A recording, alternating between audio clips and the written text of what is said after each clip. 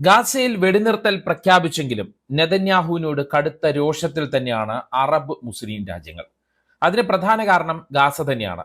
മറ്റൊരു കാരണം നെതന്യാഹു പുലർത്തുന്ന ഏകാധിപത്യ പ്രവണതയാണ്. ഖത്തറിനെ ആക്രമിച്ചതും അറബ് മുസ്ലിം രാജ്യങ്ങൾ മറക്കുന്നില്ല. ഖത്തർ ഉച്ചകോടിക്ക് ശേഷം കൂടുതൽ ശക്തി ആർജിച്ച അറബ് ഇസ്ലാമിക് കൂട്ടായ്മയുടെ ശക്തി തന്നെയാണ് ഈജിപ്തിലും കണ്ടത്. ഇതിനെ തുടർന്ന് ഈജിപ്തിൽ നടക്കുന്ന സമാധാന ഉച്ചകോടിയിലേക്ക് നെതന്യാഹുവിനെ ക്ഷണിക്കാനുള്ള നീക്കം അവസാന നിമിഷം ട്രംപ് ഉപേക്ഷിക്കുകയായിരുന്നു എന്നാണ് റിപ്പോർട്ടുകൾ. കടുത്ത നിലപാട് സ്വീകരിച്ചത് തുർക്കി പ്രസിഡന്റ് തോയിബ് എർദോഗനാണ്. അതിന് മറ്റ് അറബ് മുസ്ലിം രാജ്യങ്ങൾ പിന്തുണയും നൽകി.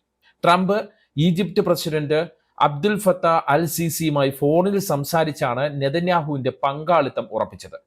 നെതന്യാഹു ആണെങ്കിൽ ക്ഷണം സ്വീകരിക്കുകയും ചെയ്തു. സത്യത്തിൽ അതൊരു ചതിയായിരുന്നു എന്നതാണ് സത്യം. ഹമാസ് പങ്കെടുക്കാത്ത ഉച്ചകോടിയിലേക്ക് നെതന്യാഹുവിനെ ക്ഷണിച്ചു കൊണ്ടുവരാനാണ് നീക്കം നടന്നത്. അവിടെ വെച്ച് നെതന്യാഹുവിനെ പുകഴ്ത്താനുള്ള ട്രംപിന്റെ തന്ത്രം കൂടിയായിരുന്നു ആ നീക്കം. ഇതാണ് അറബ് മുസ്ലിം രാജ്യങ്ങൾ പൊളിച്ചത്.